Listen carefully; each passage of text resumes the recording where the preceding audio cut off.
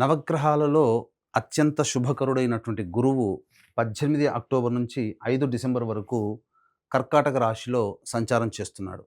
కాబట్టి మేషరాశిలో జన్మించినటువంటి వారికి ఈ గురుగ్రహ మార్పుతో పాటుగా రవిగ్రహ మార్పు, కుజగ్రహ మార్పు కూడా జీవితంలో కొన్ని శుభ, అశుభ యోగాల్ని కలగచేసేటువంటి అవకాశం ఉంది.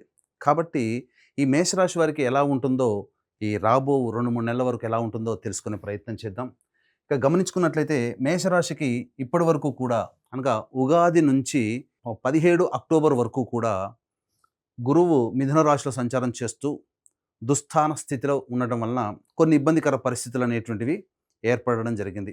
అనవసరమైనటువంటి ఖర్చులు, ప్రయాణాలు, ఇతరుల వల్ల మోసపోవడం లాంటివి ఇప్పటి వరకు జరిగాయి.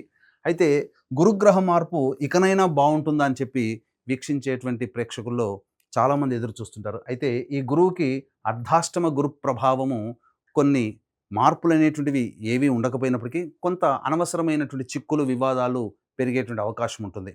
కాబట్టి ఒక రకంగా చూసుకున్నట్లయితే ఈ ప్రధానంగా ఈ గురుగ్రహ మార్పు మేషరాశి వారికి యాజ్ యూజువల్గా ఇంతకుముందు ఉన్నట్లుగానే స్థితిగతులు అనేటువంటివి ఉంటాయి. అయితే మార్పు ఎలా ఉండబోతుంది? అర్ధాష్టమ గురు ప్రభావం వలన సాధారణంగా స్థిరాస్తులకి సంబంధించినటువంటి వ్యాలిడిటీ అయిపోతుంది. అంటే ఏమవుతుంది? లిక్విడేట్ చేసుకోవాల్సినటువంటి పరిస్థితి వస్తుంది. అలాగే వాహన కొనుగోలు, వాహన అమ్మకాలు, గృహ అమ్మకాలు ఇలాంటివి జరిగేటువంటి అవకాశాలు ఎక్కువగా గోచరమవుతున్నాయి. ముఖ్యంగా తల్లిగారి ఆరోగ్యం పట్ల శ్రద్ధ వహించాల్సినటువంటి పరిస్థితి. ఈ మేషరాశికి సంబంధించినటువంటి గురువు దుస్థాన స్థితి పొంది ఉన్నటువంటి కారణం చేత ప్రధానంగా ఆరోగ్యం పట్ల శ్రద్ధ వహించాల్సినటువంటి పరిస్థితి. ఎసిడిటీ, ఇండైజెషన్ ప్రాబ్లమ్స్ వాటితో ఇబ్బంది పడేటువంటి అవకాశము. అంతేకాకుండా ముఖ్యంగా ఈ గురుగ్రహ మార్పు వల్ల రాజ్య పదవిలో మార్పు, అంటే ఉద్యోగంలో మార్పు కానీ లేదా బదిలీలకు సంబంధించినటువంటి విషయాలు కానీ జరిగేటువంటి అవకాశం ఎక్కువగా గోచరమవుతుంది. ముఖ్యంగా ఖర్చులు కూడా ఎక్కువగా ఉంటాయి. అయితే ప్రధానంగా గమనించుకున్నట్లయితే ఈ యొక్క మేషరాశి వారికి ఆల్రెడీ వీళ్ళకి ఏలిన నాటి శని ప్రభావం అనేటువంటిది ప్రారంభమైంది. దీంతో పాటుగా గురువు ఇంకా అతిచారముతో ఈ 4వ రాశిలోకి ప్రవేశం చేస్తున్నటువంటి కారణం చేత కొన్ని ఇబ్బందికర పరిస్థితులు. కాబట్టి విద్యార్థులు చాలా కష్టపడితే తప్ప శుభ ఫలితాలు పొందలేనటువంటి పరిస్థితి. అంతేకాకుండా ప్రధానంగా చేస్తున్నటువంటి వృత్తి ఉద్యోగాల్లో మార్పుని కోరుకోవాలని అనుకుంటారు. కానీ ఎట్టి పరిస్థితుల్లో కూడా ఉద్యోగాల మార్పుకి కొంత సమయం కేటాయించుకోండి. ఉన్న సమయం అనుకూలంగా లేదు. కాబట్టి మీరు చేస్తున్నటువంటి ఉద్యోగంలోనే సంతృప్తి పడేటువంటి అవకాశాన్ని పెంచుకొని కాలం కలిసి వచ్చినప్పుడు అప్పుడు మీరు మార్చుకునే అవకాశాన్ని మీరు ప్రయత్నం మొదలుపెట్టవచ్చు. అయితే ఇక్కడ గమనించుకున్నట్లయితే ఈ యొక్క మేషరాశికి సంబంధించి రవి కూడా ఈ రవి 18 అక్టోబర్ నుంచి 16 నవంబర్ వరకు తులారాశిలో సంచారం చేస్తున్నటువంటి కారణం చేత మూలిగే నక్క మీద తాటిపండు పడ్డట్టుగా ఈ యొక్క రవి ప్రభావం కూడా ఉద్యోగంలో కొంత ఆందోళన, అలాగే ఎవరితో అయితే కలిసి పనిచేస్తుంటామో 27 అక్టోబర్ వరకు కుజుడు తులారాశిలో స్థితి పొంది ఉండడం, ఈ కారణం చేస్తా ఎవరితో కలిసి పనిచేస్తుంటారో జీవిత భాగస్వామి కావచ్చు, వ్యాపార భాగస్వామి కావచ్చు, లేకపోతే చేస్తున్నటువంటి వృత్తి ఉద్యోగాల్లో మీ సహోద్యోగులు ఎవరితోనైనా కానీ కాస్త లౌక్యముతో వ్యవహరించండి. వివాదాల జోలికి పోకుండా మీరు సౌమ్యంగా మీ పనులు కనుక చక్కబెట్టుకుంటే చాలా మటుకు ఉన్నటువంటి సమస్యల్ని పరిష్కరించుకోగలుగుతారు. ఇక 16 నవంబర్ నుంచి 15 డిసెంబర్ మధ్యకాలంలో ఈ యొక్క పని ఒత్తిడి అనేటువంటిది రవి అష్టమ రాశి ప్రభావం వల్ల పని ఒత్తిడి అనేటువంటిది పెరిగే అవకాశం ఉంటుంది. అలాగే అష్టమ కుజ ప్రభావం కూడా వీటికి తోడై గురువు అనుగ్రహం లేకపోవడం, అష్టమ కుజ ప్రభావము, అలాగే రవి కూడా అష్టమ స్థానంలో ఉన్నటువంటి కారణం చేత అనారోగ్య సమస్యలు ప్రధానంగా 16 నవంబర్ నుంచి 15 డిసెంబర్ మధ్యకాలంలో ఎక్కువగా ఇబ్బంది పడేటువంటి అవకాశం ఉంటుంది.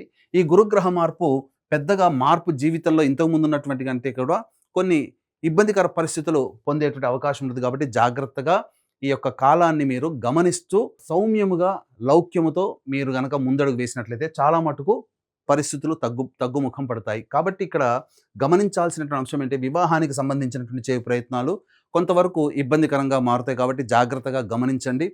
ఏది ఏమైనప్పటికీ కూడాను ఒక రకంగా చెప్పాలి అని అంటే ప్రధానంగా ఒక్క రాహుగ్రహం మాత్రమే ఈ యొక్క మేషరాశి వారిని కొంతవరకు కాపాడగలుగుతుంది. ఏ స్థితి వైపు చూసినా శని మీకు ఏలినాటి శని ప్రభావం, గురువు అర్ధాష్టమ గురువు, అలాగే కేతువు పంచమ స్థాన స్థితి, అలాగే రవి కుజ ప్రభావము. ముఖ్యంగా శుక్రుడు తులారాశిలో 2వ తారీఖు అక్టోబర్ వరకు ఉంటాడు. కాబట్టి ఈ శుక్రుడు ఎప్పుడు మారుతున్నాడు? 3వ తారీఖు నవంబర్ నుంచి మారుతున్నాడు. కాబట్టి 3వ తారీఖు నవంబర్ నుంచి మళ్ళీ 26వ తారీఖు నవంబర్ వరకు కూడా శుక్రుడు అష్టమ స్థాన స్థితి పొంది ఉన్నటువంటి కారణం చేత కొంత వెసులుబాటు, కొంత ఆనంద ఆనందకరమైనటువంటి జీవితాన్ని శుక్రగ్రహ ప్రభావంలో ఉంటుంది. దాని ప్రభావంలో విలువైనటువంటి వస్తువులు కానీ, వస్త్రములు కానీ కొనుగోలు చేసే అవకాశం ఉంటుంది. సంఘంలో పేరు ప్రతిష్టల వరకు శుక్రగ్రహం ఒక్కటే మీకు అనుకూలంగా ఉంటుంది. చాలా మటుకు గ్రహాలు అనుకూలంగా లేని కారణం చేత కొత్త కొత్త వ్యవహారాలందు వేలు పెట్టడం కానీ, కొత్త కొత్త వ్యవహారాలందు మీరు ప్రయత్నాలు చేయడం కానీ, లేదా వ్యాపార విస్తరణ చేయడం కానీ, లేదా ఉద్యోగ మార్పుని కోరుకోవడం కానీ మీరు చేయకుండా ఉండండి. గ్రహాలు అనుకూలంగా లేనప్పుడు కాలం కలిసి రాదు. అలాగే నిరుద్యోగస్తులు బాగా కష్టపడితే తప్ప ఫలితాలు పొందలేనటువంటి పరిస్థితి. ఇక ఏ రంగంలో ఉన్నటువంటి వారికైనా కానీ వ్యాపారము అనిశ్చితిగానే ఉంటుంది. అనుకున్నంతగా సాగకపోవచ్చు. కాబట్టి ఏంటండి ఎప్పుడు ఇలాగే చెప్తున్నారు, అసలు మేషరాశికి ఎప్పుడు జీవితం అంటే ఇంతేనా అనేటువంటిది ఉంటుంది. కానీ ప్రధానంగా ఇప్పుడు చెప్పినటువంటి సమస్యల కంటే ఇంకా మీరు కొంత సమస్యలు అధికంగాను, లేకపోతే సమస్యల శాతం తక్కువగా ఉంది అనంటే మీ యొక్క జన్మజాతకంలో నడుస్తున్నటువంటి గ్రహ దశాంతర దశల ప్రభావాలు. కావున దగ్గరలోని మంచి ఉపాసనా పరులైనటువంటి జ్యోతిష్యుల్ని సంప్రదించి వారి సలహాలు సూచనలు పాటించినట్లయితే మరింత మెరుగైనటువంటి జీవితాన్ని పొందుతారని తెలియజేయవచ్చు. అలాగే ప్రధానంగా ఈ గురుగ్రహ మార్పుతో పాటుగా రవి కుజగ్రహ ప్రభావము, శనిగ్రహ ప్రభావం, కేతుగ్రహ ప్రభావం, ఇటువంటి మేజర్ ప్లానెట్స్ యొక్క ప్రభావం మీ జాతకాన్ని ఇన్ఫ్లుయెన్స్ చేస్తున్నటువంటి కారణం చేత దైవానుగ్రహం తప్పనిసరి. ప్రధానంగా గురువు ఉచ్చస్థితి పొంది ఉన్నటువంటి కారణం చేత లేనిపోని సమస్యలు, ఇతరులు మిమ్మల్ని ఆకర్షిస్తారు. అంటే ఎలా? ఈ రంగంలో పెట్టుబడి పెడితే డబ్బు బాగా పెరుగుతుంది, ఇలా అత్యాశకి గురయ్యేటువంటి అవకాశాలు ఎక్కువగా గోచరమవుతాయి. కాబట్టి జాగ్రత్తలు పాటించండి. ఈ మేషరాశిలో జన్మించినటువంటి వారు ప్రధానంగా దైవానుగ్రహాన్ని పొందే ప్రయత్నం చేయాలి. ఈ గురువు ఒక్క గురుగ్రహాన్ని గనక మీరు కంట్రోల్ చేయగలిగితే, ఎందుకనంటే ఈ గురువు యొక్క అశుభమైనటువంటి దృష్టి అష్టమ స్థానం మీద, అలాగే ఉన్నటువంటి లాభస్థానం మీద, మరియు జాతకరీత్యా గమనించుకున్నట్లయితే ఈ యొక్క వ్యయస్థానం మీద, ఉద్యోగ స్థానం మీద గురువు యొక్క దృష్టి ఉంది. కాబట్టి ఈ గురువు యొక్క అశుభ దృష్టిని శుభ దృష్టిగా మార్చుకోగలిగితే, దైవానుగ్రహాన్ని పొందే ప్రయత్నం కనుక చేసుకుంటే తప్పకుండా ఈ గురువు చాలా మటుకు కంట్రోల్ చేస్తాడు. అంటే చేస్తున్నటువంటి వృత్తి ఉద్యోగ వ్యాపారాల్లో టెన్షన్స్, ఒత్తిడి అనేటువంటిది లేకుండా చాలా మటుకు ఎదుటి వాళ్ళ సహాయ సహకారాలతో మీ పనులను పూర్తి చేసుకునే విధానంగా మీరు ఏ ప్రయత్నం ప్రారంభించినా ఆ యొక్క స్థితిగతి ఉంటుంది. అలాగే వ్యయస్థానం మీదుగా దృష్టి ఉన్నటువంటి మేషరాశి వారి కారణం చేత ప్రధానంగా అనవసరమైనటువంటి ఖర్చుల్ని మీ చేత చేయించకుండా గురుగ్రహం కాపాడగలుగుతుంది.